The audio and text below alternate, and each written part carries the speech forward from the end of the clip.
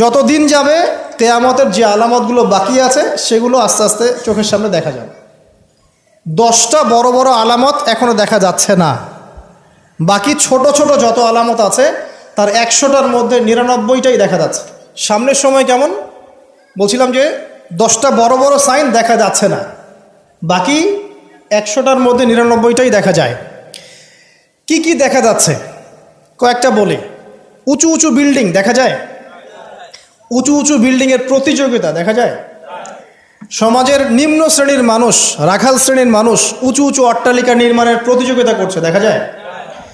সমাজের ম্যাক্সিমাম মানুষ এখন সুদ খাচ্ছে দেখা যাচ্ছে। ছেলেরা মেয়েদের পোশাক পরছে, মেয়েরা ছেলেদের পোশাক পরছে দেখা যায়। আচ্ছা, সমাজে মেয়েদের সংখ্যা বাড়ছে, ছেলেদের সংখ্যা কমছে দেখা যাচ্ছে। বেশি থেকে বেশি আল্লাহ পাকের গজব আসছে, আসমানি গজব, জমিনের বালা, বন্যা বলেন, ভূমিধস বলেন, ভূমিকম্প বলেন, জলোচ্ছ্বাস বলেন, দিন দিন বাড়ছে না কমছে? বাড়ছে। মুসলিমদের উপর অমুসলিমদের অত্যাচার বাড়ছে না কমছে? মুসলিম উম্মার বিভক্তি বাড়ছে না কমছে? বাড়ছে।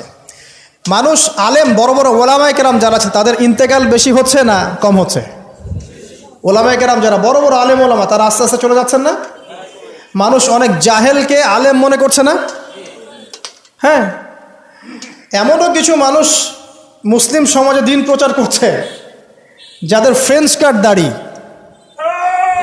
আস্তে আস্তে আস্তে আস্তে দেখেন নাই, এমন অনেক মানুষ দিন প্রচার করছে ইসলামে, দাড়ি ফ্রেঞ্চ কাট, মাশাআল্লাহ।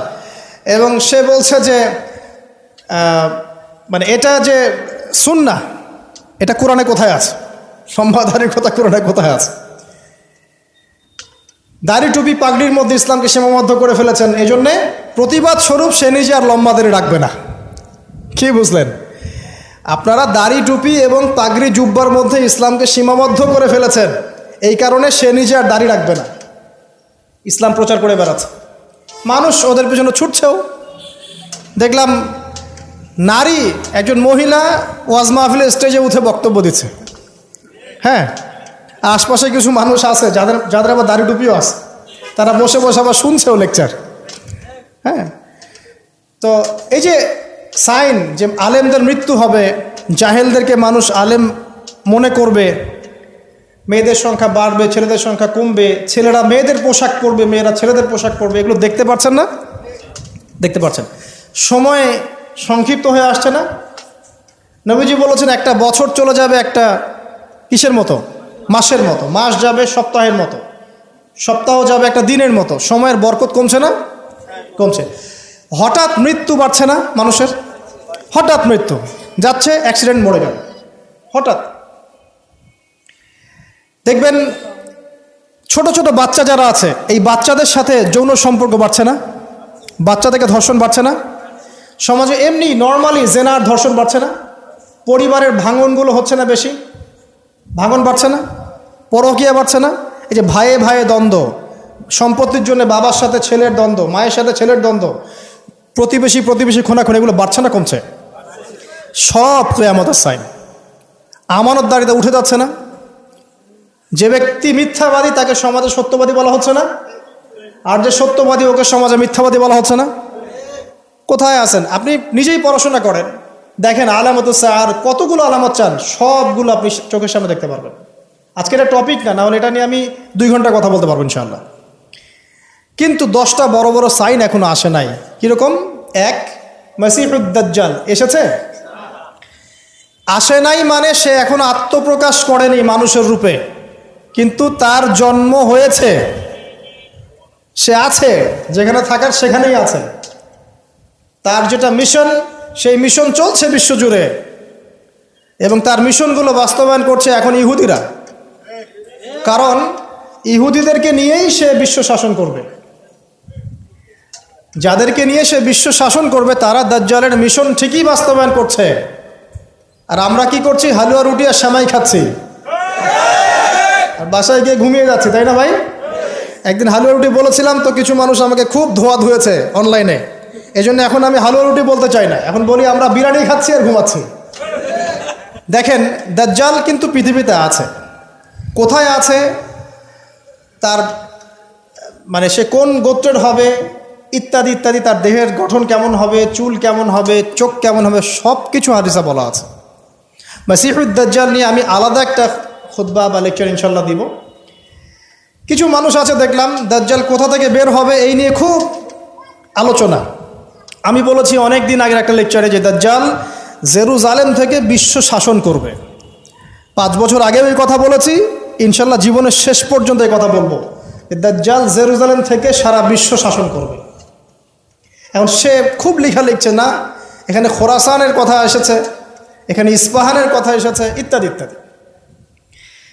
তো পণ্ডিত মশাইকে একটা কথা বলতে চাই, দাজ্জাল কোথা থেকে বের হবেন এই কথাটা আমি বেশি জানি, আপনি বেশি জানেন, না নবী মুহাম্মদ সাল্লাল্লাহু আলাইহি ওয়াসাল্লাম বেশি জানেন?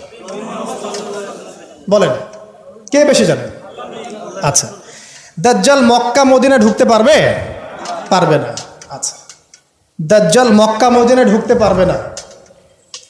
দাজ্জাল কোত্থেকে বের হবেন সেটা আমাদের নবীজি সবচেয়ে বেশি ভালো জানেন, এই তো। তারপরেও নবী সাল্লাল্লাহু আলাইহি ওয়াসাল্লাম ইবনে সাইয়্যিদ নামক একজন ব্যক্তিকে মদিনায় মসিহুদ দাজ্জাল মনে করতেন, এবং অনেক সাহাবী তাকে মসিহুদ দাজ্জাল মনে করতেন। সহিহ মুসলিমে অনেকগুলো হাদিস আছে, পড়ে দেখেন যে নবী সাল্লাল্লাহু আলাইহি ওয়াসাল্লাম ইবনে সাইয়্যিদকে ইনভেস্টিগেট করছেন আড়াল থেকে। ইবনে সাইয়্যিদকে ডেকে বলছেন যে তুমি কি দেখো? সে বলছে যে আমি তো সিংহাসন দেখি।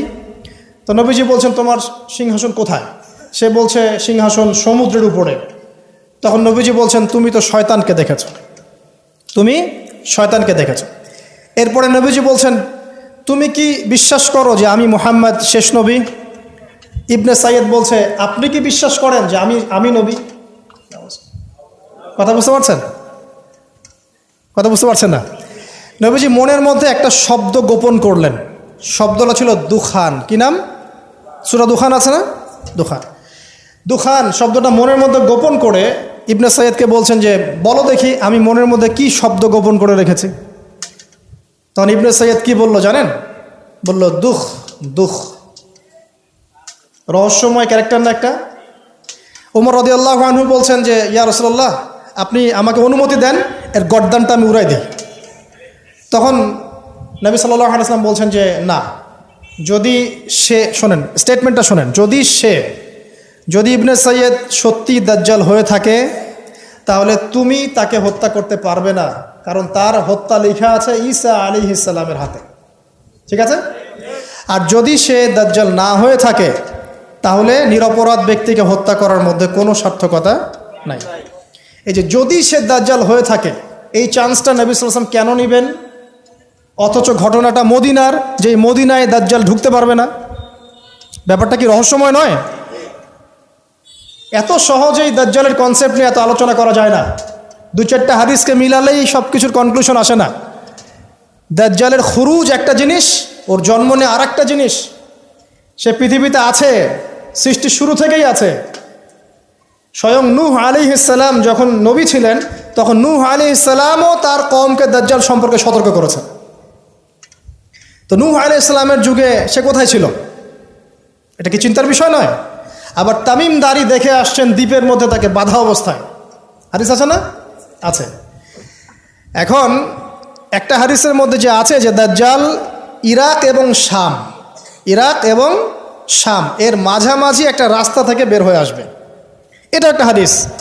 আরেকটাতে আছে ইস্পাহান থেকে বের হয়ে আসবে। ইস্পাহান কিন্তু এখন ইরানের মধ্যে, ঠিক আছে? আরেকটা হাদিসে আছে খোরাসান থেকে বের হয়ে আসবে। আপনি কিভাবে মেলাবেন? আবার নবীজি এখানে মদিনার মধ্যে ইবনে সাইয়্যিদকে বলছেন যে ওমর সে যদি দাজ্জাল হয়ে থাকে তুমি তাকে মারতে পারবে না। ব্যাপারটা কি রহস্যজনক না?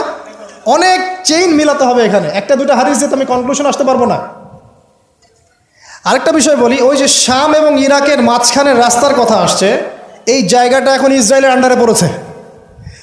অথচ যেই সময় হাদিসটা বলা হচ্ছিল তখন কিন্তু ইসরায়েল রাষ্ট্রের অস্তিত্ব ছিল না। যখন দাজ্জাল সংক্রান্ত এই শাম ইরাকের হাদিস বলা হচ্ছে তখন ইসরায়েল রাষ্ট্রের জন্মও হয় নাই। এর জন্ম তো হয়েছে 1914 সালে, 17 সালে, 45 সালের দিকে এসে। তাহলে ওই যে ইস্পাহান খোরাসান যেগুলো বলছেন, এমনও হতে পারে অদূর ভবিষ্যতে ইসরায়েল ওই জায়গাগুলো দখল করে ফেলবে, হতেই পারে। সিরিয়ার ওই উপত্যকা কি ইসরায়েলের ছিল আগে? মিশরের গোলান ওদের ছিল আগে? আস্তে আস্তে তারা এক্সটেন্ড করেছে। তো এত সহজে একটা হাদিস যে একটা কনক্লুশনে এসে অনলাইন ধুয়ে দেওয়ার মধ্যে কোনো সার্থকতা নাই। তো এই মুফতি সাহেব বা ওনাকে জিজ্ঞাসা করেন দাজ্জালের পণ্ডিতকে, তাহলে খোরাসান থেকে যদি দাজ্জাল বের হবে আর ইস্পাহান থেকে বের হবে, তাহলে মদিনায় নবী সাল্লাল্লাহু আলাইহি ওয়াসাল্লাম ইবনে সাইয়্যদকে কেন দাজ্জাল মনে করছেন? এই প্রশ্নের উত্তর আগে শুনে আসতে বলেন, এর কি উত্তর দেয়? এটা নিয়ে আরও ডিটেলস কথা আছে। আমি বললাম যে একটা দুইটা হাদিস দিয়ে এগুলো আমি বোঝাতে পারবো না, আমার মিনিমাম 1 ঘন্টা সময় লাগবে। আল্লাহ পাক এই বিষয়গুলো নিয়ে আমাদেরকে গভীর গবেষণার তৌফিক দান করুন।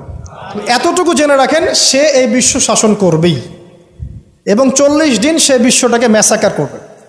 তার 1 হাতে জান্নাত 1 হাতে জাহান্নাম, মানে এটা সত্যিকারের জান্নাত জাহান্নাম নয়, এর রূপক অর্থে, মানে যে তার আনুগত্য করবে সে তাকে প্রোগ্রেস দিবে।